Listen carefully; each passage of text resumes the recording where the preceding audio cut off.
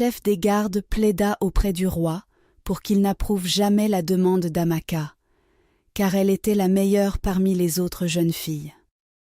Le roi sourit et hocha la tête en signe d'approbation, car il était pleinement conscient de ce qui se passait dans le palais grâce aux caméras secrètes.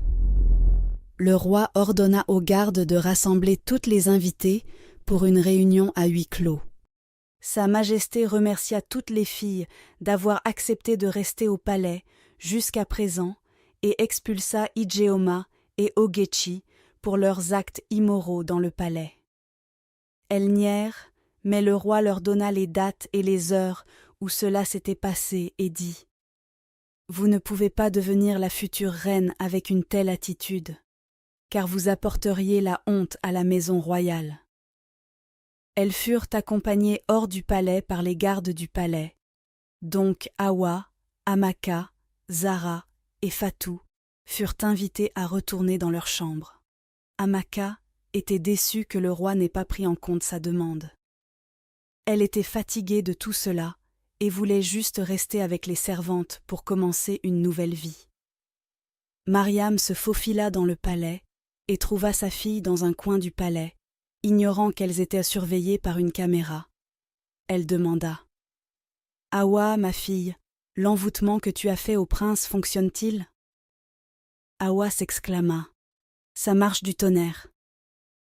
Elle raconta à sa mère comment elle s'était comportée comme la reine Dofia avec le soutien total du prince et comment elle avait servi le prince presque toutes les nuits. Mariam, sa mère, dit alors « Tu veux dire que je devrais rentrer chez moi et commencer à m'entraîner à devenir la future mère du prince ?»« Oui, oh maman !» répondit Awa. Elles rirent et Awa dit « Cette fille, Amaka, vivra un enfer sur terre, car elle sera ma servante personnelle quand je deviendrai enfin la reine. » Mariam dit « Un piège tendu est un piège tendu. Et quand je deviendrai belle-mère royale, cette Salima recevra une leçon que dans sa prochaine vie, elle apprendra à se mêler de ses affaires. » Awa dit à sa mère de quitter immédiatement le palais avant que quelqu'un n'écoute leur conversation. Le prince, qui avait été envoûté, commença à annoncer qu'il avait fait son choix et qu'Awa était celle que son cœur désirait et la seule qui le faisait vibrer. Amaka ne pouvait plus attendre le dernier jour. Elle eut l'idée de demander au chef des gardes de lui permettre de cuisiner pour les jours restants qu'elle passerait là-bas.